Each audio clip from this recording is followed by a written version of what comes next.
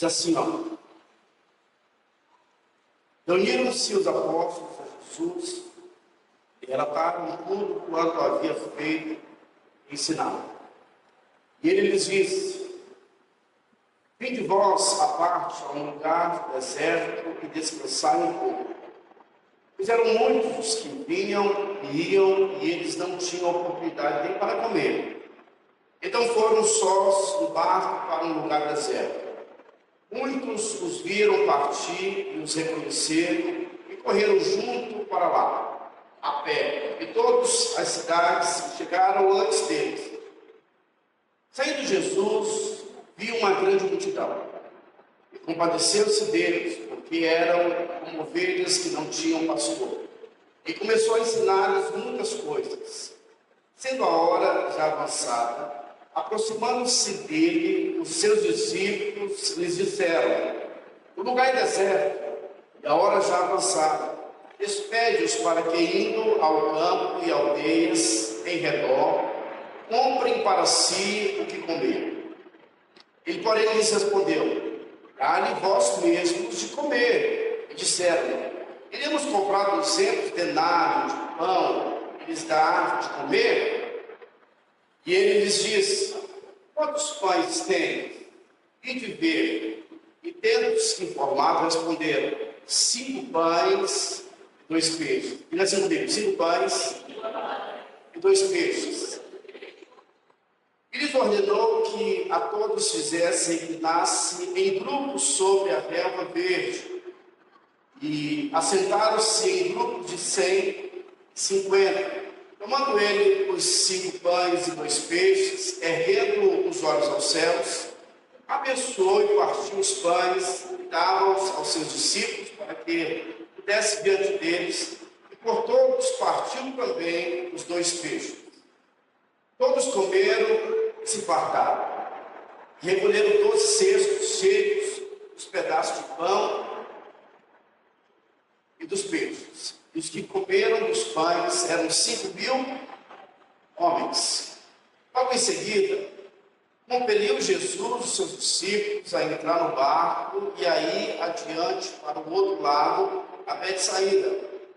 Enquanto ele despedia a multidão, e tendo se despedido deles, foi ao monte para orar. Ao anoitecer, estava no barco, no meio do mar, e ele sozinho em terra.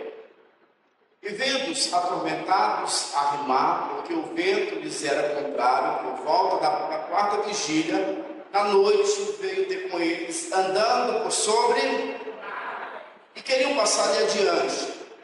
Eles, porém, ao verem-no andando sobre o mar, pensaram que fosse um fantasma e gritaram. Pois todos o viram e ficaram sobressaltados. Mas ele imediatamente falou com eles e disse-lhes: tende ânimo, sou eu, não temais. E subiu para junto deles no barco, e cessou o vento, e no seu íntimo estavam extremamente pasmados, porque não haviam entendido a respeito dos pães, antes o seu coração estava endurecido. Verso 53. Tendo passado, chegaram à terra de Genezaré, e ali atracaram. Saindo eles do barco, logo as pessoas o reconheceram, e correram por toda aquela região, e começaram a levar em leitos os doentes para onde ouviam que ele estava. Onde quer que ele entrasse, nas aldeias, nas cidades ou nos campos, punham os enfermos nas praças, e rogavam-lhe que os deixassem tocar, ao menos a franja da sua veste, e todos quanto tocavam eram curados. Feche seus olhos. Pai, obrigado pela tua palavra. Ela é verdadeira, ela é pura, a tua palavra é alimento, a tua palavra sustenta. Ó Deus, a tua palavra é viva e eficaz, é uma espada que separa o que é do céu e o que é da terra. Seja ela, Deus, absoluta, transformando a nossa mentalidade. Ó Deus, nós queremos receber tudo aquilo que o Senhor tem para as nossas vidas nessa noite, em nome de Jesus. Amém. Bom, irmãos, tem situações das nossas vidas que às vezes nós não temos o controle. Existem as tempestades. A gente não controla tudo que acontece nas nossas vidas. Mas aqui você vai perceber, capítulo 6 do livro de Marcos, que Jesus leva os seus discípulos. Eles então não apenas vão visualizar um milagre da multiplicação dos pães, mas a Bíblia diz que eles foram participantes. Eles não apenas viram, mas as suas mãos foram participantes do milagre, da grande multiplicação. E nós podemos olhar aqui algum princípio. O primeiro deles é que Jesus é Deus de ordem. Ele não pede para que as pessoas se assentassem, para que o milagre acontecesse. Mas o que é mais interessante é que os discípulos, ao se depararem com aquele grande milagre, eles ficaram perplexos. Que milagre poderoso! Era 5.000 homens, fora mulheres e crianças. Poderíamos falar que era em torno de 15.000 pessoas. Está jogando um valor baixo, mas em torno de umas 15.000 pessoas. Eram pessoas vindo de todos os lugares. E o que aconteceu ali? Um grande milagre. O milagre da multiplicação. E certamente os discípulos estavam perplexos, um olhando para o outro, vendo aqueles pães se multiplicando. A Bíblia diz ali que havia uma escassez, que era 5 pães e 2 peixes, mas isso na mão do Senhor provedor se torna abundância. Colocaram nas mãos do Senhor a escassez, e Deus converte a escassez em uma grande abundância. O Senhor Jesus estava ensinando os seus discípulos um princípio poderoso da confiança. Quando nós passamos a confiar no Senhor, nós somos completamente supridos. E se tem algo que nós gostamos é de milagre, sim ou não? Eu já participei de cultos onde eu vi o pregador colocando vários cadeirantes e ele orava pedindo para o cadeirante levantar e levantava, pedia para outro. E naquela ocasião em que eu estava contemplando tudo aquilo, meu coração ficou incendiado. Eu falei, poxa, isso existe, isso é tão poderoso e é muito bom nós nos depararmos com os grandes milagres. Eu tenho certeza que esses discípulos, eles não queriam sair daquele lugar. Estava maravilhoso, aquela multidão se alimentando, crianças sendo supridas. E aí o pai dando para o filho mais alimento, e o filho, não pai, eu não quero mais, eu já estou cheio. E o Senhor é um Deus de ordem, Ele não pede para que eles recolhessem o que sobrou. E sobraram 12 cestos. Amém? Amém. Sobraram 12 cestos. Os discípulos estavam ali, eufóricos. Que milagre poderoso. O Senhor está nos ensinando que Ele é o Jeová Jireh. Está conosco. O Jesus que tem os milagres. E eu, particularmente, eu gosto de ver as bênçãos do Senhor. Eu gosto de ver o favor do Senhor acontecendo na minha vida. Mas o que Deus tem para nós é infinitamente superior àquilo que nós temos almejado, planejado, pensado. A Bíblia diz que Jesus, Ele dá uma voz de comando. Qual era a voz de comando? Entre no barco e vocês vão para Betsaida. Vocês vão para essa cidade. Eles entram dentro do barco. Não foi a opção deles. Foi Jesus quem nos direcionou. Jesus disse, entre no barco. Em outro trecho bíblico, diz que Jesus, Ele mandou. Foi basicamente contra a vontade dos discípulos. Os discípulos queriam ficar ali no lugar do milagre. Talvez eles pudessem falar, é aqui que eu me sinto muito bem. Senhor, não me tira desse lugar. Mas o Senhor nos tirou e falou, olha, vocês precisam entrar dentro do barco. A Bíblia diz que na 4ª vigília, em torno das 3 da manhã, homens experientes no mar, pescadores profissionais, eles se deparam com uma grande tempestade. Sabe, tem situações das nossas vidas que nós não conseguimos compreender. Às vezes nós estamos passando por um tempo bom, é uma fase muito boa, é uma fase de frutificação, é uma fase de portas abertas, é uma fase em que o casamento está agradável, é uma fase em que os filhos estão avançando, o relacionamento está agradável, mas de repente nós entramos em uma tempestade. Tempestade não é algo bom. Agora aqueles discípulos, eles começaram a remar, eles estão tentando salvar as suas próprias vidas. Alguém lugar do milagre, no lugar do pão multiplicado. Agora Jesus nos envia para essa tempestade. Por que isso está acontecendo? Tem coisas às vezes que nós não compreendemos, mas Deus está no seu trono.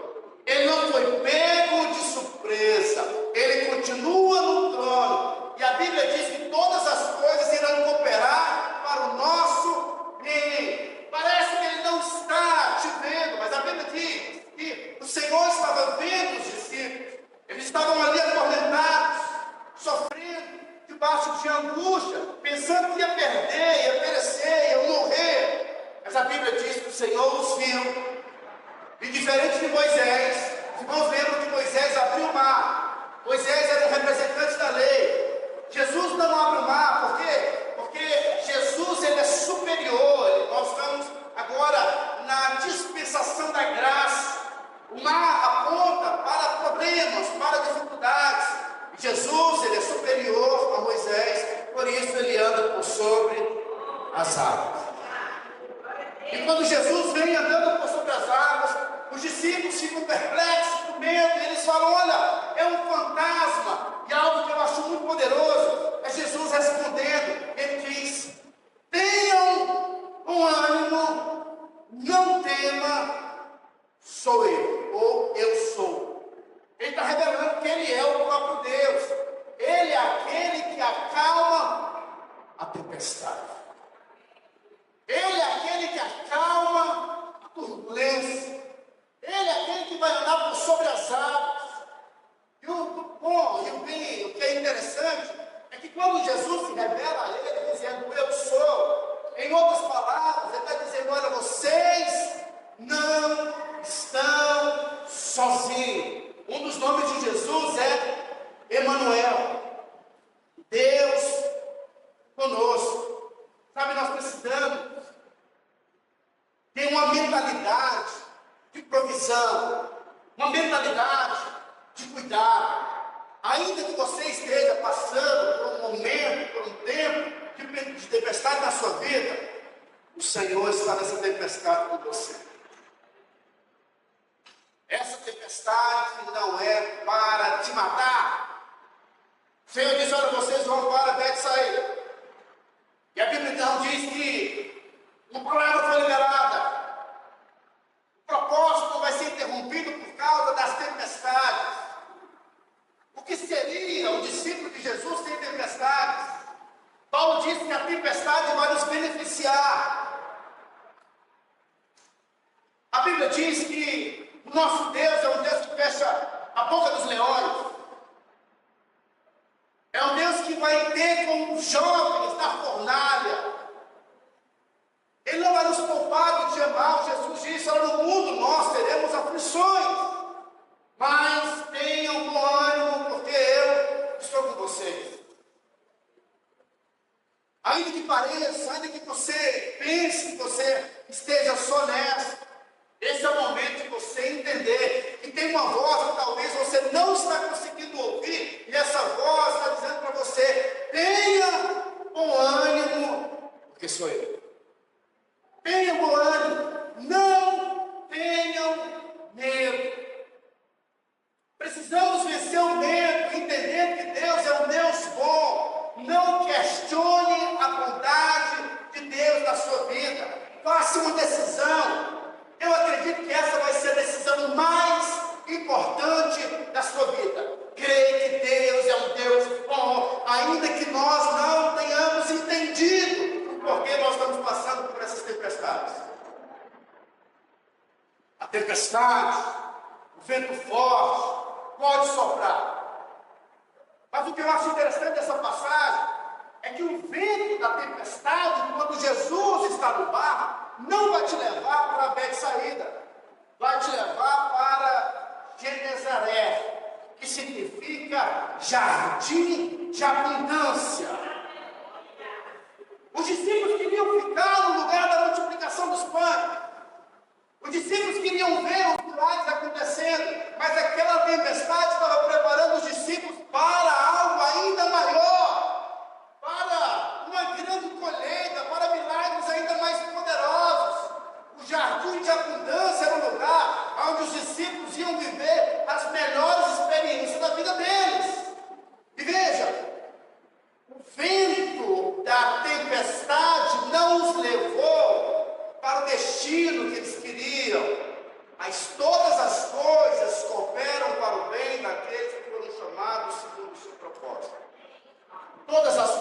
cooperar para o seu bem.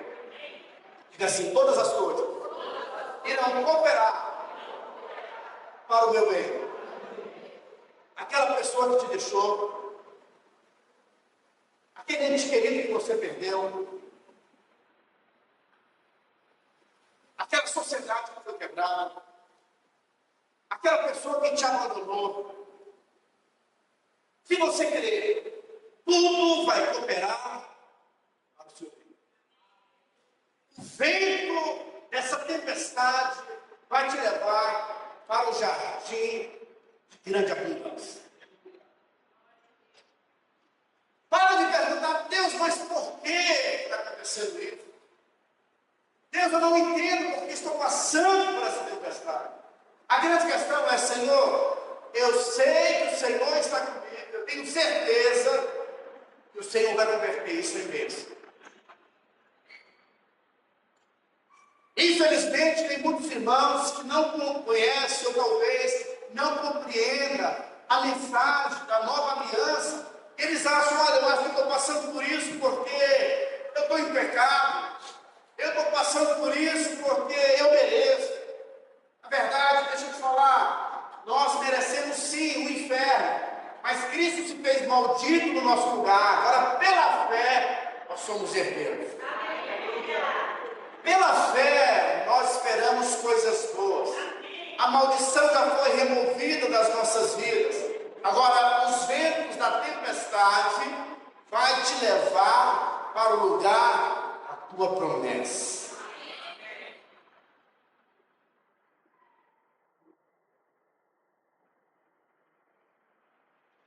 Eu lembro que quando Deus me deu a nobreza pública, era fruto de uma oração feita. Eu falei para Deus: Deus, eu tenho uma habilidade com vendas, mas o que eu estou vendendo, eu vendo muito, mas eu vejo pouco. Quero trabalhar pouco e ganhar muito. É pecado fazer isso? Agora tem paz. E aí, cada ponto, o valor de um ponto esse é 2.800. É um valor alto. E aí eu comecei a fazer com algumas pessoas aqui que mexem com inox, na cidade. Eles viram que eu tinha a bênção de Deus, eu vendia muito. O que eles faziam? Toda vez que eu fechava negócio, eles aumentavam os valores. Inclusive, teve um que disse assim para mim: ó, já tinha pago para ele. Ele falou assim para mim: ó, pastor, eu faço tudo cheio, comentei, e se eu souber que o senhor foi em algum lugar fazer algum orçamento, eu não faço para o senhor não. Olha o poder da... E aí, o que eu fiz? Eu fui fazer o orçamento. E todos eles se conhecem. E o que aconteceu? Ele não quis mais fazer, mas eu já tinha pago para ele 6 pontos. Tinha pago à vista. E estava me enrolando. E aí eu lembro que ia ter um encontro de crianças. Eu estava com a alma agitada, porque é responsabilidade. Pessoas tinham me pago. E elas estavam me cobrando. Eu não tinha um prazo, porque não dependia só de mim. E aí, no final de semana, teve uma semana que eu fui em São José do Rio Preto. Foi tão ruim porque em um lugar a pessoa fazia uma coisa, em outro lugar a pessoa fazia outra coisa. Então eu ia perder muito tempo, esse cara fazia basicamente tudo. Aí eu falei: Deus, eu não vou me preocupar com isso, agora eu vou focar no encontro de crianças. E nós estávamos encontrando, procurando uma chácara. Eu entrei no setor industrial. Não fui com essa finalidade, mas encontrei um local. E nesse local eu encontrei uma pessoa que era especialista em inox, fez muito mais barato para mim, mais rápido, porque todas as coisas irão cooperar para o bem daqueles que amam a Deus e foram chamados segundo o seu propósito. Quando as pessoas fechavam a porta, eu falava: Deus quer me dar uma máquina. Comprei uma máquina. Por quê? Porque você é abençoado pelo Senhor. Não fique atemorizado diante das tempestades que vierem sobre a sua vida. Muda a sua mente, porque você não é da terra, como diz o apóstolo Paulo. No livro de Colossenses, capítulo 3, verso 1, o apóstolo Paulo escreveu dizendo o seguinte: se vocês ressuscitaram juntamente com Cristo, ou seja, se nasceram de novo, vocês devem buscar as coisas lá do alto, pensar nas coisas lá do alto. Por quê? Porque de lá que vai vir o nosso suprimento. A mentalidade nossa é muito maior do que a mentalidade, sabe, desse mindset de crescimento, ou talvez positivo. Nós temos a fé. Nós somos herdeiros das maiores promessas de Deus. Amém por isso? Então, entenda que as tempestades que nós iremos passar fazem parte do processo de Deus. Essas tempestades irão nos fortalecer, nos preparar para o próximo nível. As suas tempestades, elas vêm sobre a sua vida para revelar a grandeza de Deus, para revelar a bondade de Deus, para revelar o Deus supridor, para revelar o Deus libertador, para revelar aquele que é a sua bandeira.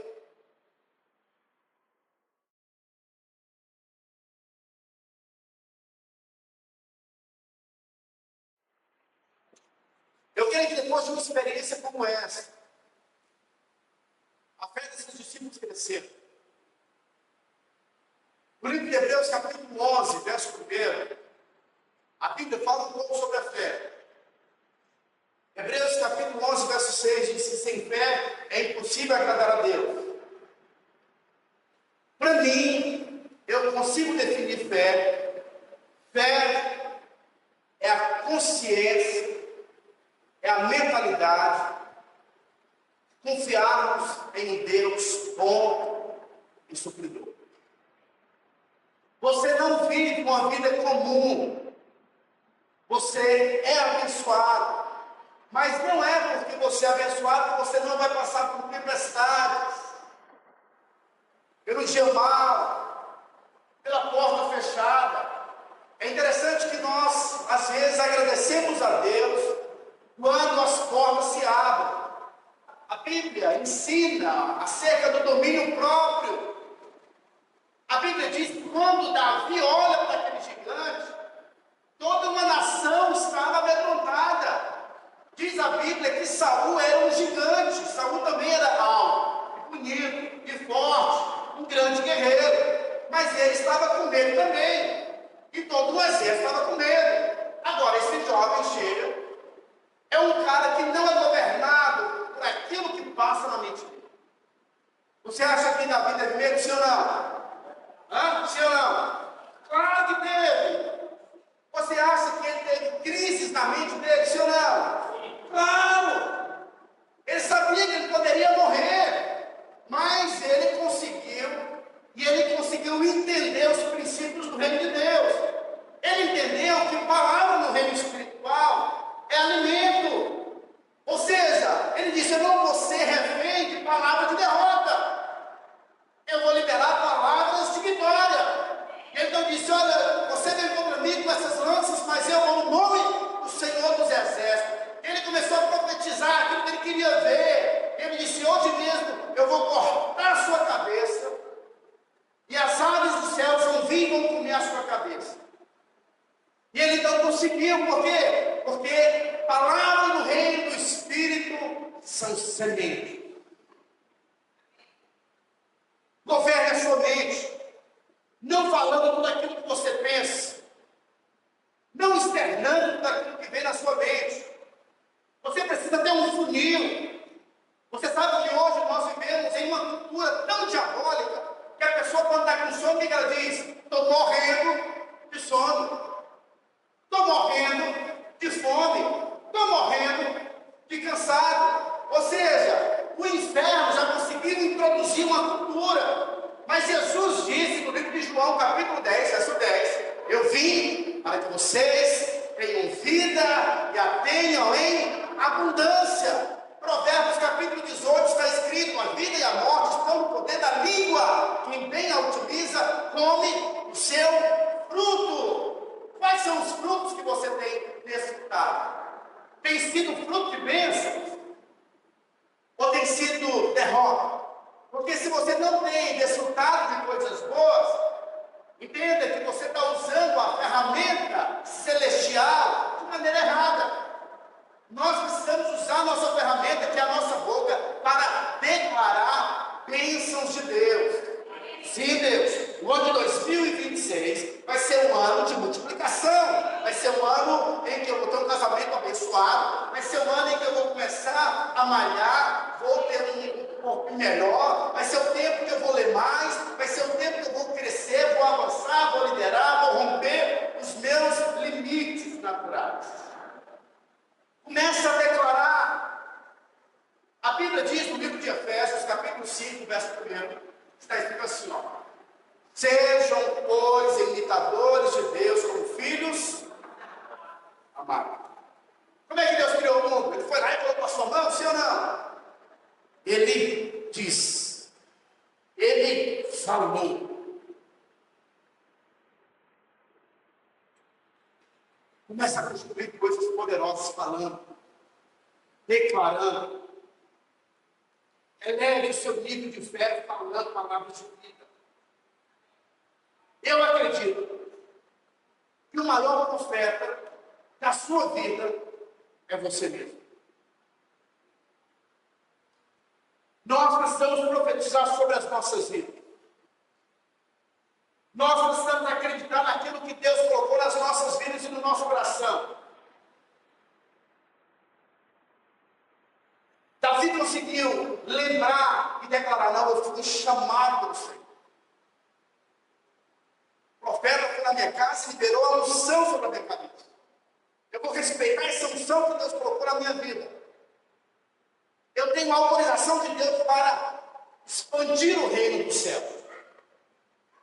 Sabe quando nós começamos a visualizar as promessas de Deus dentro de nós, coisas começam a ser construídas nas nossas vidas. Tudo de Deus começa de dentro para fora. Diz a palavra de Deus que o nosso Deus é um Deus que traz à existência aquilo que não existe como se já existisse. Nós estamos entendendo? Então entenda que ainda que você esteja na tempestade, não é tempo de você ter medo, mas é um tempo em que nós precisamos ter bom ânimo, ter paz, porque o Senhor está conosco. Pastor, mas é muito grave, o médico diz que isso pode me dar poucos dias de vida. O médico não é Deus. A última palavra é do rei.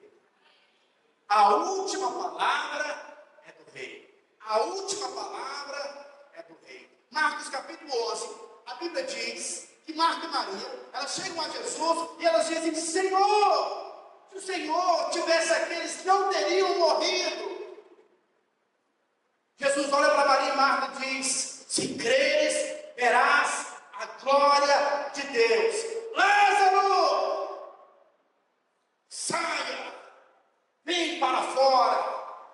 O morto ressuscitou depois de 4 dias, porque a última palavra é do rei. A última palavra é do rei Jesus. Ele disse que esses sinais vão acompanhar aqueles que creem. Ele disse que aquele que morreu, se crer, terá vida eterna. Ou seja, a última palavra é do rei. Ainda não acabou. E quando houver fôlego de vida, o Senhor pode virar a chave. E coisas poderosas podem acontecer com você. Talvez você esteja nocauteado. Talvez você esteja desanimado. Isso faz parte da nossa caminhada. O que você não pode é parar. Você não pode desistir. A Bíblia diz que Deus não se agrada daqueles que retrocedem. Pelo contrário, Deus se agrada daqueles que perseveram. A Bíblia diz que aqueles que perseveram, esses receberão um peso de glória, acima de toda comparação. Porque as tempestades vão gerar em nós esperança.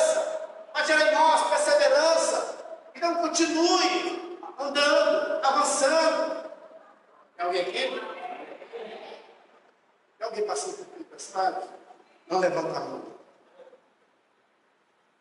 Eu já vi alguns irmãos de algumas igrejas, toda vez que você vai conversar com ele, você cumprimenta a pessoa e fala: ei, irmão, como é que você está? Estou na prova. Ei, irmão, como é que você está? Estou na prova. Ei, irmão, quando é que você está? Irmão, se você passa muito tempo na prova, isso é sinal que você está sendo reprovado. O deserto vem para nos aprovar. O teste vai terminar rápido quando nós damos a resposta certa. Deus não te projetou para o deserto. O seu lugar é a terra prometida. O seu lugar é o jardim de abundância. Então, se você está passando pelo deserto, diga para Deus: Senhor, eu quero ser aprovado. Vou dar a resposta certa diante, sabe, dessa tempestade que tem acontecido na minha vida.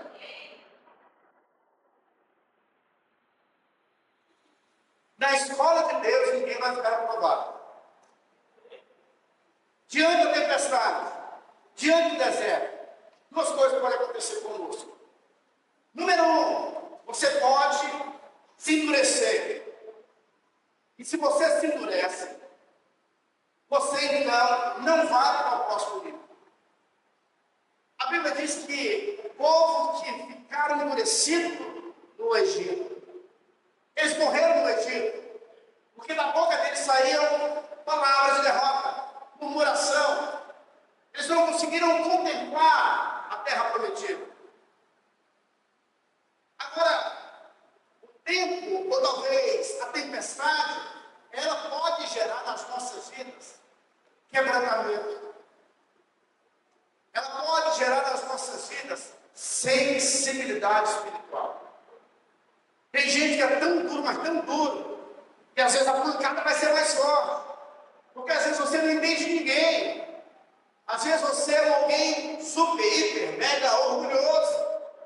E aí a Bíblia diz que Deus ele abate o soberbo, mas dá graça pelo humilde. Agora imagine o orgulhoso quando ele vem diante do Senhor. Deus é muito mais forte. Você vai ser completamente esmagado.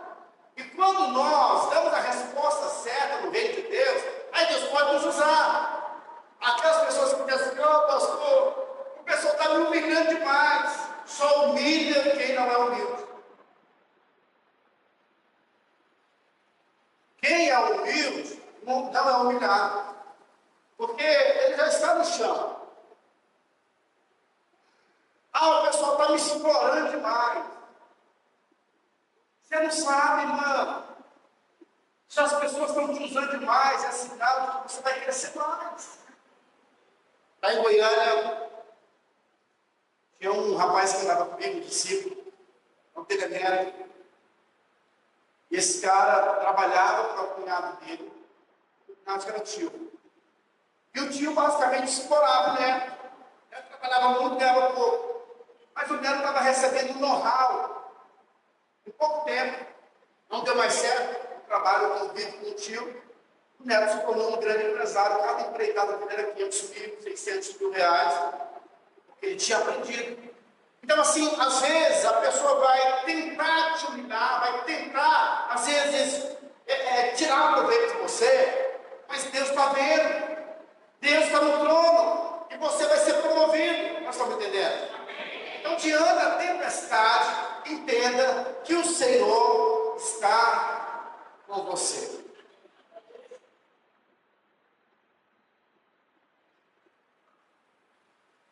E hoje eu tenho uma advertência muito séria para você. O ano de 2026 é o ano em que nós temos que iniciar aquilo que sai da nossa boca.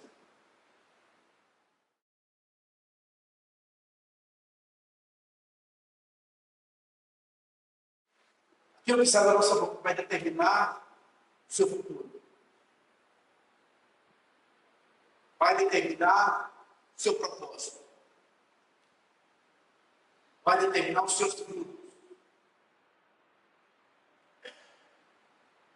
Sabe, a minha proposta para você não é uma proposta para você ser positivo.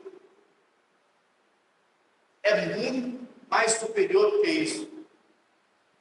A minha proposta é para você ser celestial. Praga nenhuma chegará na sua terra. arma forjada nenhuma vai prosperar contra você. Por um caminho, o inimigo que se levantar contra você, mas por sério, ele há de fugir.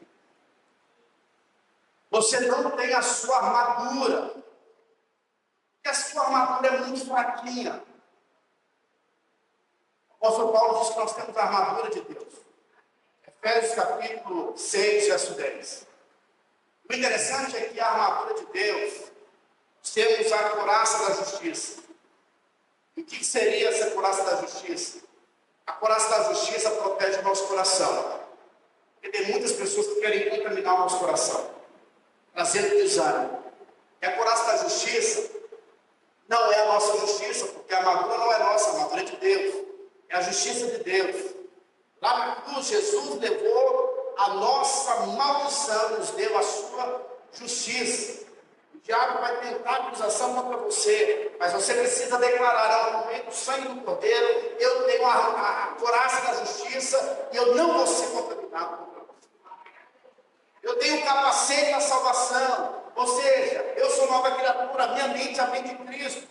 Eu já falei para os irmãos de uma experiência que eu tive.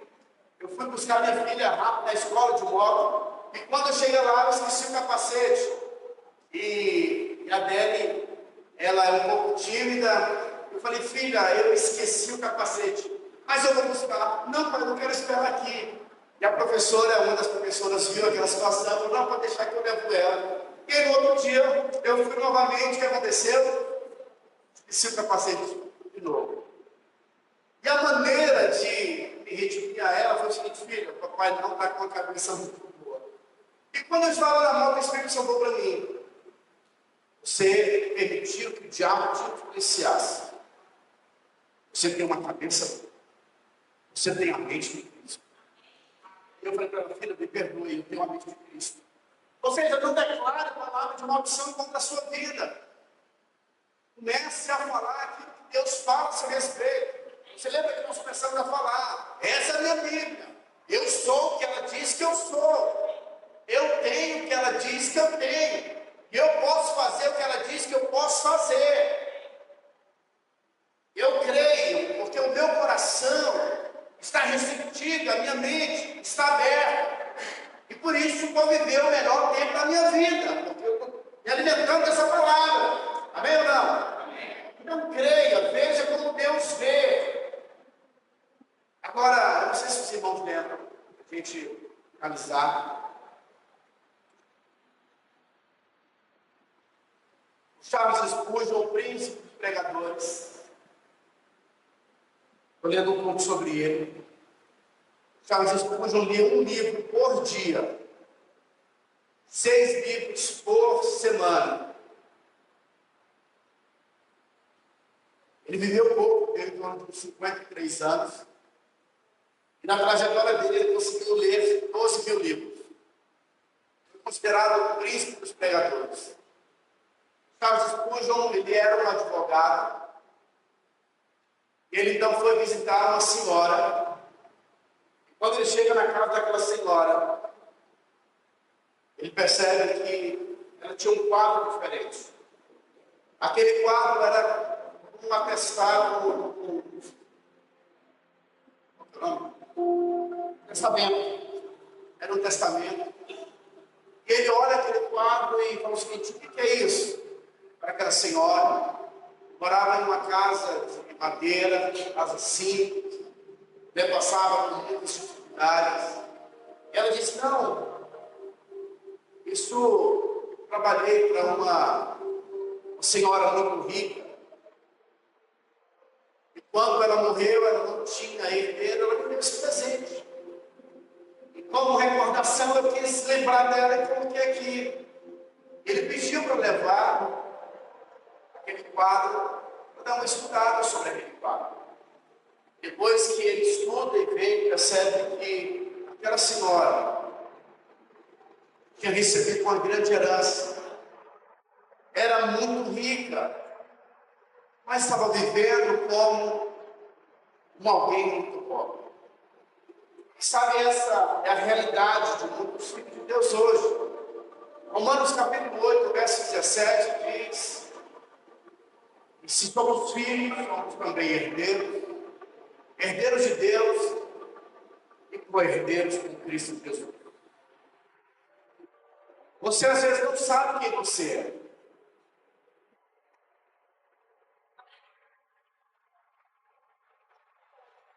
Você ainda não sabe o que você carrega dentro de você. Você ainda não sabe a força que você tem. E à medida em que nós começamos a conhecer a palavra de Deus, como diz o apóstolo Paulo, em 2 Coríntios, capítulo 3, 18, se não me engano, Paulo diz que todos nós, com o rosto desvendado, contemplando como por espelho a glória do Senhor, somos transformados de glória em glória. À medida em que nós começamos a contemplar a palavra de Deus, você começa a desfazer aquilo que construíram em você. E o seu eu verdadeiro começa a aparecer. Quem você é de verdade começa a aparecer. À medida em que você começa a se conhecer a perspectiva da palavra de Deus. O governo da nossa mente. Esse novo coração. Em Cristo Jesus nós somos mais que vencedores por meio daquele que nos